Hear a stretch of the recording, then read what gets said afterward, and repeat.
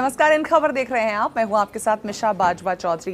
अदनान सामी आजकल social media पर काफ़ी एक्टिव नज़र आ रहे हैं। वो काफ़ी सारी अपनी पिक्चर्स हैं, स्पेशली जब से उन्होंने वेट लॉस किया है वो अपनी फ़ोटोज़ शेयर करते रहते हैं, वो अपने इमोशंस शेयर करते रहते हैं। काफ़ी कुछ मेरी तरह मैं भी आजकल बहुत कोशिश कर रही हूँ कि सोशल मीडिया के ज़रिए अपनी तस्वीरें और अपनी फीलिंग्स आप तक पहुँचाती रहूँ। आई एम श्योर आप कभी कभी इंस्टाग्राम और ट्विटर पर देखते भी होंगे।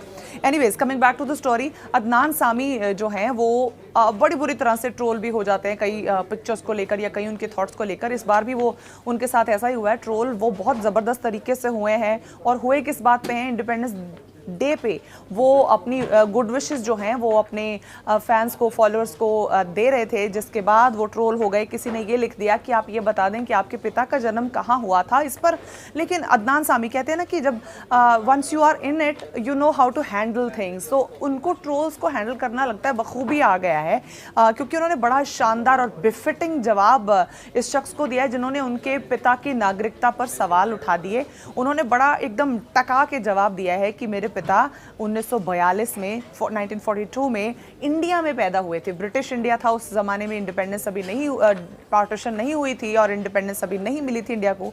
उस दौर में वो उनका जन्म हुआ था और जब उनकी मृत्यु हुई वो तब भी भारत में ही थे। तो अदनान सामी यकीनन इस तरह के ट्रोल्स के आदी हो चुके होंगे, इसीलिए उनको जो जवाब देना और जो जवाब में उनके एक फिनेस और एक शब्दों का माप तोल के इस्तेमाल है वो बखूबी आ गया। आप ट्रोल देख पा रहे हैं कि क्या उन्होंने लिखा था और क्या आगे से जवाब गया है उस ट्रोलर को। और इसके साथ साथ एक और चीज़ है कि आजकल जो सोशल मीडिया है ना वो एक बैटल ग्राउंड बन चुका है। हर तरह के विचार जो आपके जहन में आते हैं आप वहाँ पर लिख देते हैं, लेकिन आप देखेंगे कि आप एक बात लिखेंगे और आप कुछ भी लिख के देख लीजिए, आप एक पॉजिटिव बात लिख के देख लीजिए, आपको उस पर भी क्रिटिक करने वाले मिल जाते हैं। तो क्या इस पे क्या ही कहा जाए, क्योंकि ये एक अलग सी भड़ास निकालने का प्लेटफॉर्म बन गया है। हर एक के पास बहुत ओपिनियंस है आजकल और बहुत ज़्यादा स्ट्रॉन्ग और हार्श भी लोग हो जाते हैं। तो उनको एक और बात थी जिसपे लोगों ने कह दिया कि अच्छा अदनान सामी आप ये भी बता दीजिए कि जो कश्मीर पे हुआ उस पर क्या राय है आपकी।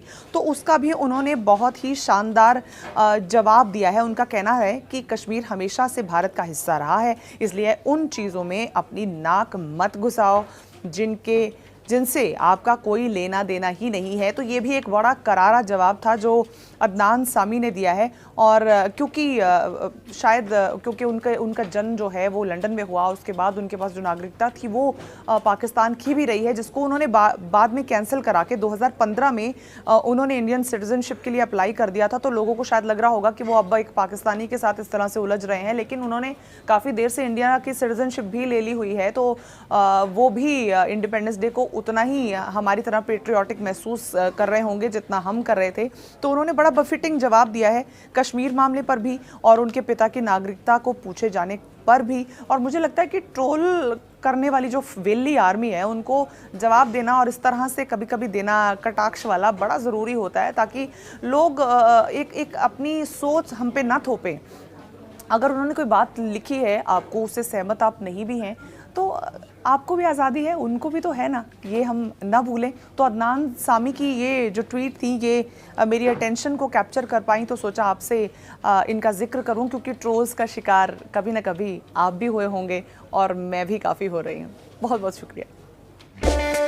इन खबर चैनल को सब्सक्राइब करें और बेल आइकन दबाना ना भूलें।